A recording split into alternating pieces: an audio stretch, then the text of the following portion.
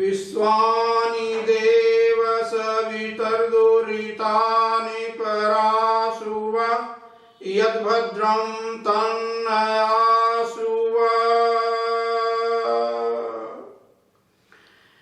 यजुर्वेद के इस मंत्र में प्रभु से प्रार्थना की गई है कि मुझ में जो भी बुराई है उसको दूर कर दीजिए और अच्छाई को मेरे में शामिल कीजिए।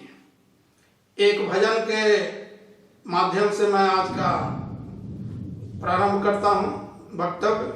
ऐसे मैं कोई वक्ता प्रवक्ता प्रवचन करता नहीं हूँ। जो जानकारी कहीं से या अपना अनुभव से मिली है उसी को आपस में शेयर करने का मेरा उद्देश्य है। तो जीवन में जो भी हम लोग करते हैं, जानते हैं, सुनते हैं, पढ़ते हैं, अगर आचरण में नहीं लाए तो कोई खास माने नहीं रखता है। उसी पर एक भजन है। कर्म खोटे तो ईश्वर के भजन गाने से क्या होगा, किया परहेज ना कुछ तो दवा खाने से क्या होगा।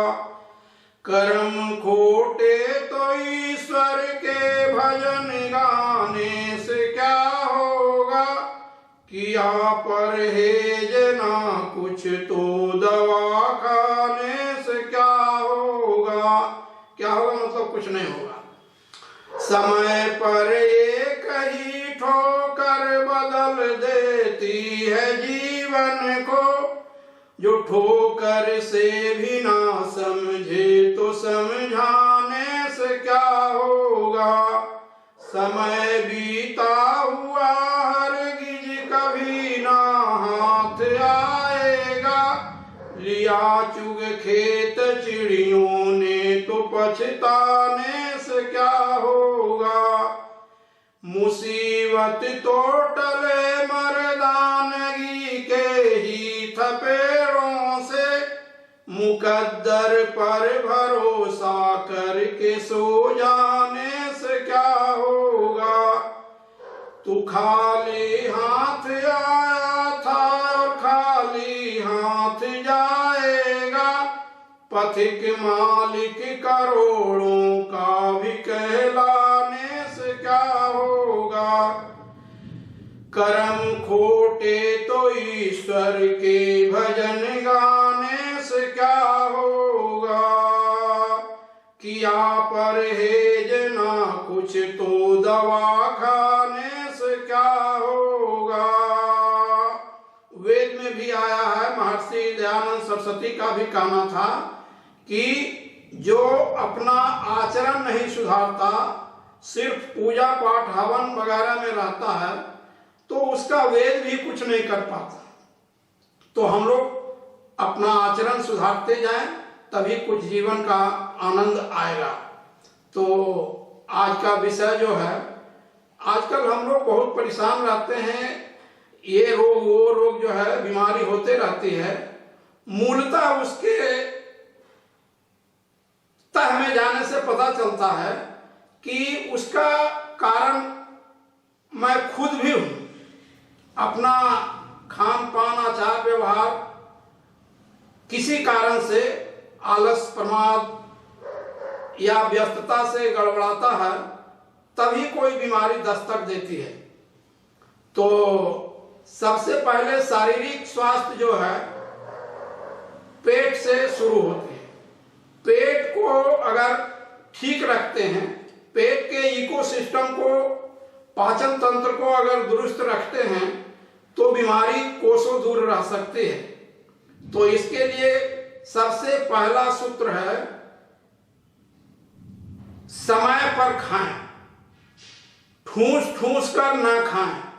दो खाना के बीच में कम से कम 3-3.5 घंटे का अंतर हो और भोजन पचने के बीच में ना खाएं।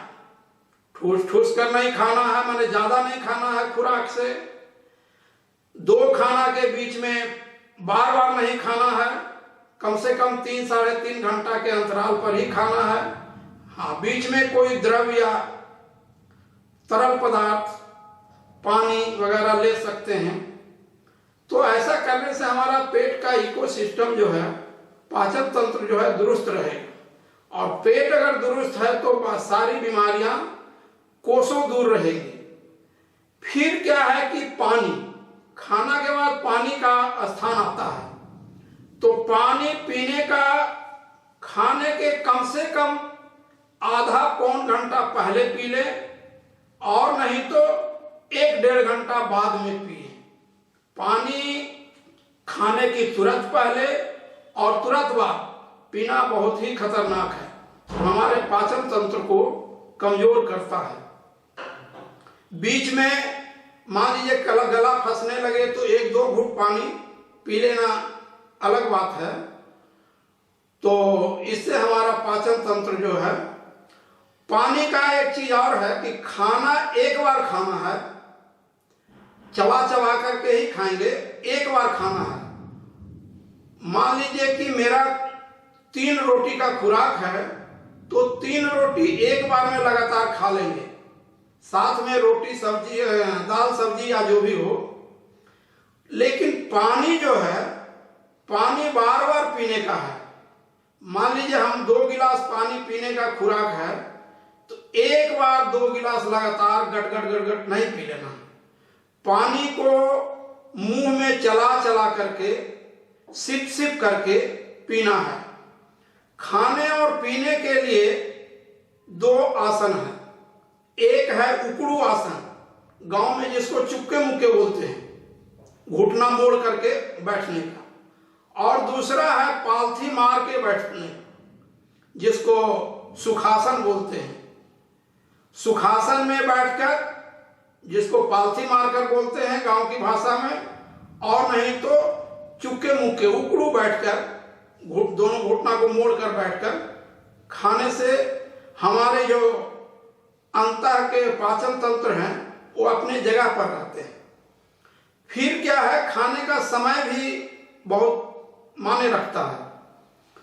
हमारे खाने का पाचन क्रिया जो है सूर्य से सीधा संबंध रखता है, सूर्य से प्रभावित होता है। तो सूर्योदय और सूर्यास्त के बीच में ही खाना है। एक बहुत बड़े व्याख्यानकार हुए हैं, अब तो दुनिया में नहीं है, स्वर्गीय राजीव दीक्षित। उनका मैं कभी कभी सुना था, सूर्योदय के 2.5 घंटा पहले तक सुबह का खाना खा लेना है और शाम का खाना सूर्यास्त के पौन घंटा पहले कम से कम खा लेना है। सूर्यास्त के बाद खाने से रात को पाचन उतना बढ़िया से नहीं होता है जितना कि सूर्य की उपस्थिति में खाने से होता है।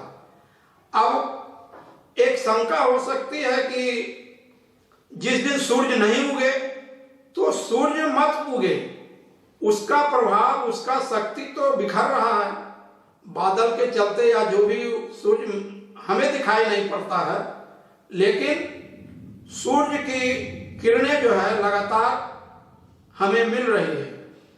तो ये हुआ। फिर खाने में है कि क्या खाना है, जैसे क्षार और अम्ल 2 चीज होते हैं। क्षारीय चीज ज्यादा खाना है, 80% लगभग। खाने में अम्लीय चीज 20%। ये अनुपात रहने से हमारा पाचन तंत्र अच्छा रहता है। फिर क्या है कि पानी कब पीना है।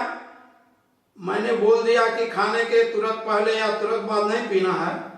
तो पानी खाने के कम से कम पौन घंटा आधा घंटा पहले और कम से कम 1-1.5 घंटा बाद में पीना है। उस बीच में सुबह में फलों का रस पी सकते हैं, दोपहर में मट्ठा पी सकते हैं और पानी कभी भी पी सकते हैं। पानी को छोड़कर, जैसे कुछ लोगों को हो सकता है कि बोले मट्ठा में भी तो पानी है, तो पानी नहीं होगा। पानी में कुछ मिल गया, वो पानी अपना गुण बदल जाता है। तो दोपहर के खाना के बाद हम लोग मट्ठा पिए, बीच में अगर प्यास लग जाए, और 1-1.5 घंटा के बाद ही पानी पिए। एक चीज होता है कि सुबह में पानी पीना उठते उठते, तो सुबह में उठते उठते पानी पीना नितांत आवश्यक है। रात में हम लोग सो जाते हैं, हमारा शरीर सो जाता है, लेकिन शारीरिक प्रक्रिया जो है, श्वास लेना, पसीना वगैरह निकलना, तो इस सब में भी पानी खर्चा होता है। और इस पानी को बरकरार रखने के, मेंटेन रखने के लिए सुबह उठते उठते पानी पीना है। एक प्राकृतिक चिकित्सा पद्धति होती है स्वस्थ रहने के लिए। प्राकृतिक चिकित्सा क्या है कि स्वस्थ रहने के लिए और बीमार हो गए तो स्वस्थ होने के लिए ये पद्धति है। अंग्रेजी पद्धति एलोपैथिक जो है बीमार होने के बाद काम आता है, लेकिन प्राकृतिक चिकित्सा जो है बीमार होने के पहले से शुरू होता है, मतलब हम बीमार पड़े ही नहीं। तो राजीव दीक्षित ही अपने व्याख्यान में बोले थे, एक समय था इसी भारतवर्ष में कि कोई बीमार ही ना पड़ता था। कहने मतलब कि इतना संयम परहेज से वो लोग चलते थे। तो सुबह में उठते उठते कहा गया है पानी और सिर्फ पानी पेट में जाना चाहिए, चाय और कुछ नहीं जाना चाहिए। और कुछ जैसे नींबू है, मध है, नींबू पानी, मध पानी लोग बोलते हैं। तो सुबह उठ के पहला जो है बिना मुंह धोए सिर्फ पानी। अब उस पानी में साधारण पानी पिए, माने कि जो साधारण तापक्रम पर है, कमरे का तापक्रम के पर जो है वो पानी पिए तो बहुत अच्छा, और नहीं तो सुसुम पानी पी सकते हैं।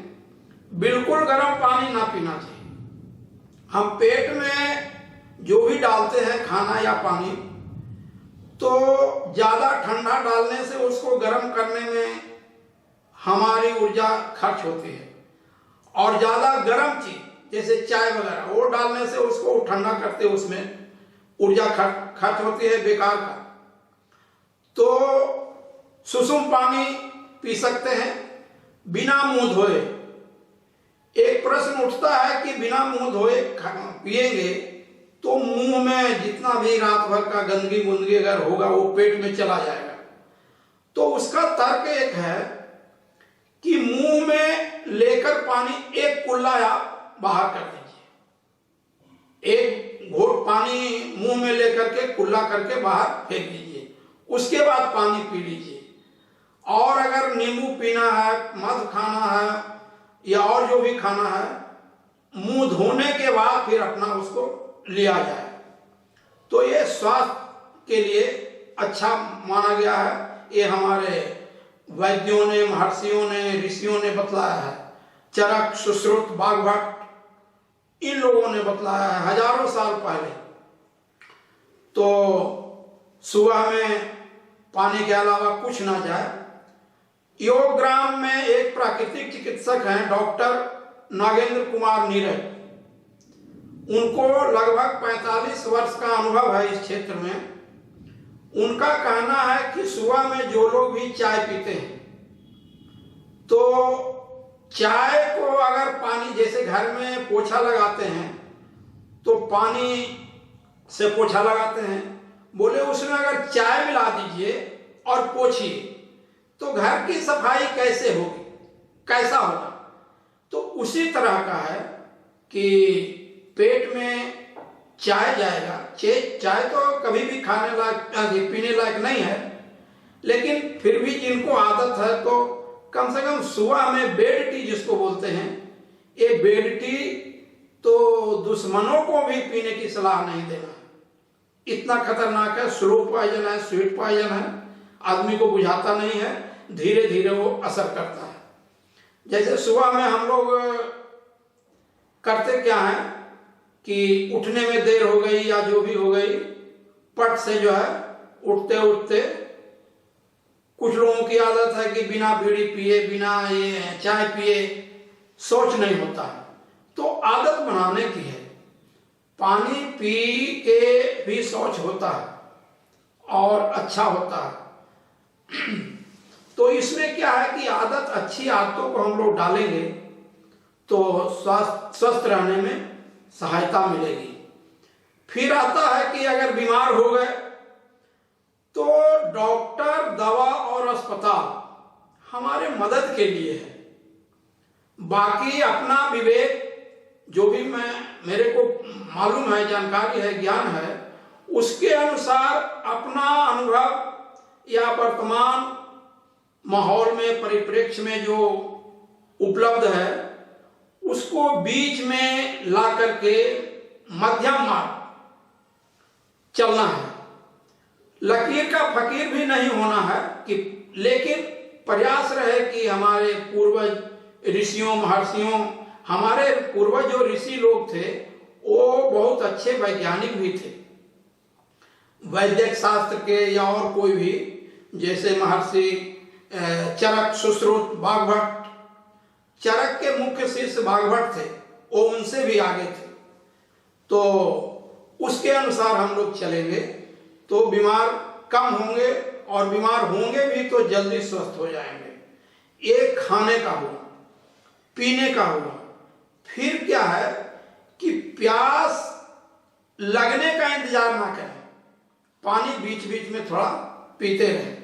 2 गिलास पीने की खुराक है मान लीजिए एक बार में, तो एक ही साथ गटागट नहीं पिए, मुंह में चला करके। एक प्राकृतिक चिकित्सा में कहा गया है, ठोस चीज को पीजिए और तरल चीज को खाइए।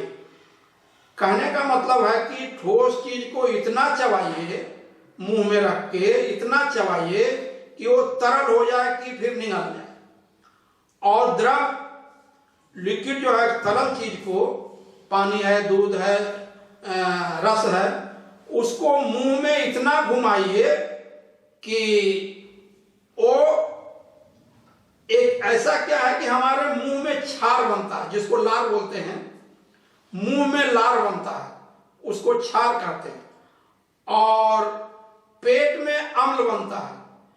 तो मुंह में घुमाने से एक लाभ यह भी होता है कि छार पेट में जाता है, पेट में अम्ल बन रहा है, तो अम्ल और छार मिलके और न्यूट्रल कर देता है, जो कि हमारे पेट के लिए अच्छा है। और पेट मुंह में चलाने का उद्देश्य एक यह भी है। और एक चीज और है कि हमारे आंत में दांत नहीं होते, मुंह में दांत होते हैं। तो मुंह में दांत से उसको चबाएंगे तो हमारे पेट के आंत का काम कुछ घट जाएगा। फिर क्या है कि बार बार खाने वालों का दिक्कत क्या होती है, बार बार खाने का, इसको इस तरह से समझा जा सकता है कि मान लीजिए मेरे को 2 घंटे का काम मिला, फिर 10 मिनट के बाद दूसरा काम मिल जाए, 20 मिनट के बाद फिर एक तीसरा काम मिल जाए, तो काम कैसे कर पाएंगे हम लोग? या तो कर नहीं पाएंगे, या करेंगे तो जैसे तैसे हो जाएगा। तो हमारी पाचन क्रिया, पाचन तंत्र का अंदर जो है वो तो लगातार क्रियाशील है। हम लोग को तो मान लीजिए कि एक काम मिला, फिर दूसरा काम पट से मिल गया, तो उसको नहीं भी करेंगे, हटा देंगे। लेकिन पाचन तंत्र जो अंदर में है वो तो लगातार काम करते रहता है, तो पाचन अच्छा से नहीं होता है। इसीलिए कहा गया है कि कम से कम 3 साढ़े 3 घंटा का अंतराल बीच में दो खाने के बीच में होना जरूरी है। फिर भी एक बात उठती है कि हम लोग बीच में ना खाएं, माने कोई चीज लें, बीच में अगर भूख लग जाए, भूख जैसा अनुभव हो, भूख दो चीज का हो, दो तरह के होते हैं। एक तो ऐसे ही अगर बैठे हैं तो लगता है कुछ खा लें, और एक सच्ची भूख होती है, वो अंदर से अंतरात्मा से आवाज आती है। तो बीच में भूख जैसा वैसा लगे तो कोई तरल चीज ले ले, काढ़ा है, कोई रस है, फलों का रस है, दोपहर में मट्ठा है, या पानी तो फिर अंत में है ही। तो बार बार खाना, अजीर्ण में खाना, अजीर्ण में करना मतलब कि पहले जो खाया हुआ पचा नहीं, अब फिर खा लिए, पेट को बार बार दबाव दे दिए, तो अच्छा से पाचन नहीं हो पाता है। नतीजा निकलता है कि हम लोग बीमार होने के कगार पर पहुंच जाते हैं। और फिर क्या है कि शाम को कुछ लोग बोलते थे या बोलते हैं अभी भी, शाम में मैं 5-6 बजे खा लिया, फिर सुबह में 8-9 बजे खाएंगे, ये बहुत बड़ा गैप हो जाता है। तो गैप हो जाता है तो हम लोगों को भी तो विश्राम चाहिए। हम लोग सोचे कि अब रात भर 6 घंटा 8 घंटा सो जाते हैं तो ये बहुत लंबा हो जाता है, ये तो गलत है ना। विश्राम भी जरूरी है। तो हम अपना विश्राम तो सोचते हैं, लेकिन पेट के विश्राम के बारे में हम लोग ना सोचते हैं। तो अम्लीय आहार कम से कम लें, क्षारीय आहार ज्यादा से ज्यादा लें। एक चीज और है, उल्टा पुल्टा आहार। उल्टा पुल्टा मतलब कि जैसे मांसाहार है, चाय कॉफी है, आजकल ब्रेड है, बहुत तरह का जंक फूड, फास्ट फूड। तो प्राकृतिक चिकित्सक ने बताया है कि नूडल बस 2 मिनट उसका प्रचार आता है। तो 3 तरह के फास्ट फूड उन्होंने बतलाया है, डॉक्टर नीरज ने, हमारे घर में है। इसमें एक तो सत्तू है, दूसरा चूड़ा दही है, और तीसरा भुंजा है। नूडल्स के लिए बोलता है कि बस 2 मिनट, माने 2 मिनट में तैयार हो गया। तो इसके लिए बोला जाता है कि बस 1 मिनट, निकाले डब्बा से और खा लिए। तो फास्ट फूड के नाम पर जो हम लोग बाजार में से लाते हैं, वो तो काफी हद हानिकारक है हमारे पेट के लिए। तो फास्ट फूड, जंक फूड, जिसको ठेठ भाषा में कचड़ा आहार बोला जाता है, तो कचड़ा आहार को ना ले। फिर है कि जैसे तन के लिए हम लोग कचड़ा आहार ना लें, वैसे ही मन के लिए भी कचड़ा विचार को, मन में विकार को बैठने ना दें। एक चीज क्या है कि बोला जाता है प्राकृतिक चिकित्सा में, सभी बीमारियों का एक ही कारण है। वो क्या है? शरीर में विकार जमा होना, कचड़ा जमा होना। और सभी बीमारियों का एक ही उपचार है, शरीर से विकारों का, कचड़ों का बाहर निकालना। उसमें प्राकृतिक चिकित्सा में कोई दवा, कोई इंजेक्शन का प्रावधान नहीं है। खान पान, आहार विहार सुधार करके उसका इलाज किया जाता है, और जो बीमार नहीं है उनको पहले आहार विहार सुधार के स्वस्थ रहने का प्रयास किया जाता है। फिर क्या है कि मन का विकार, जैसे हमारे इर्द गिर्द अच्छे चीज भी हैं, बुरे चीज भी हैं, खाने के लिए भी, मन में रखने के लिए भी। तो बुरे विचार जहां भी मिले उनको छोड़ते जाएं, उस पर केंद्रित होने की जरूरत नहीं है। कहीं से अच्छे विचार मिल रहे हैं तो उस पर केंद्रित जरूर हों। एक स्थूल उदाहरण से इसको समझा जा सकता है मान लीजिए कोई आदमी घर से चला, 2-4 किलोमीटर तक जाना है, तो रास्ते में कोई मान लीजिए सिक्का पैसा मिल गया तो उसको तो उठा ही लेगा या उठा ही लेना चाहिए। लेकिन मान लीजिए कि रास्ते में ईंटा, पत्थर, ढेला, कचरा, कूड़ा कचरा मिलता है, उसको भी अगर उठाते जाएं तो हमारा थैले जिसमें रखते हैं उसका क्या हाल होगा। उसी प्रकार पेट में जो है जंक फूड, फास्ट फूड, मांसाहार, चाय कॉफी डालते जाएंगे, वही हाल होता है। तो और मन एक है कि मन स्वस्थ तो तन स्वस्थ, मन अगर दुरुस्त है तो तन दुरुस्त होना ही है। फिर इसके लिए हमें परमात्मा की शरण में सदा रहना होगा। शरण में रहने का मतलब कि याद रखना होगा कि परमात्मा हमें देख रहा है, सदा हमारे साथ परमात्मा है। उसको साक्षी भाव मान करके क्या, वो तो है ही है, सिर्फ इन स्थूल इंद्रियों से नहीं दिखता है, अनुभव की चीज है, लेकिन देखते रहता है। तो वो देख करके चलेंगे तो कोई गलत काम हम कर नहीं पाएंगे, गलत विचार को ले नहीं पाएंगे। तो इन्हीं सब के अनुसार चलने से ये बहुत थोड़ा सा अपना अनुभव मैंने व्यक्त किया। इसमें तो औरों जो ज़्यादा जानकार हैं या मुझे भी कुछ जानकारी है तो ऐसा मिलने से फिर कभी बातें होंगी। तो यही सब जो चीज कुछ उपाय करके हम लोग स्वस्थ रह सकते हैं और बीमार हुए तो जल्दी बीमारी से मुक्त हो सकते हैं। फिर अंत में एक भजन आपको सुना करके वाणी को विराम दूंगा। हम लोग को मांगने भी नहीं आता है परमात्मा से, किसी से। मान लीजिए कोई आदमी मांगने गया, कोई बहुत बड़ा सेठ है धन के हिसाब से, और उससे मांगे कि हमको एक फूल का माला दे दीजिए। उसी प्रकार परमात्मा, उससे तो बहुत कुछ मांगा जा सकता है अगर हमको जरूरत है और वो देना चाहता है तो। उसी प्रकार परमात्मा से हम लोग क्या मांगते हैं। कुछ लोग हमको महल बनवा दीजिए, हमको कार खरीदवा दीजिए, हमको ये धन हो जाए, हमको वो धन हो जाए। तो परमात्मा के लिए तो ये तो बहुत छोटी चीज है। परमात्मा से हमको परमात्मा ही मांगना है कि आप मेरे साथ सदा रहिए और बुद्धि दीजिए, जैसे गायत्री मंत्र में बुद्धि की मांग की गई है।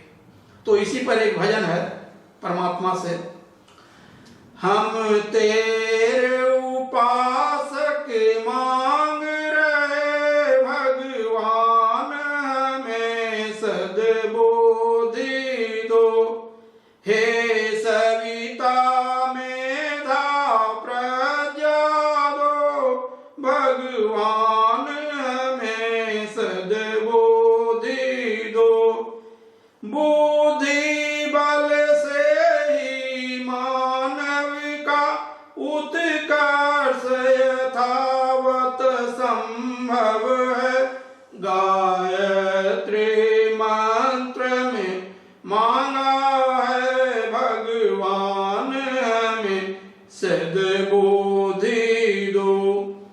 हे देव उपासक के सब पाप दुरित दुख दूर करो। हम भद्र कहें और भद्र सुने, भगवान हमें सद्बुद्धि दो। हम भौतिक भोग न मांग रहे, जितने मिले पर्याप्त जो अंतकरण तम हरण करें, भगवान हमें सद्बुद्धि दो। अंतःकरण का तम माने अंतःकरण में जो अंधकार है, अंदर में बुराई है, उसको दूर करने की बुद्धि दे। सद्ज्ञान विवेक समृद्धि दो, तन मन तन की शुद्धि दो। सब रिद्धि वृद्धि सिद्धि दो, भगवान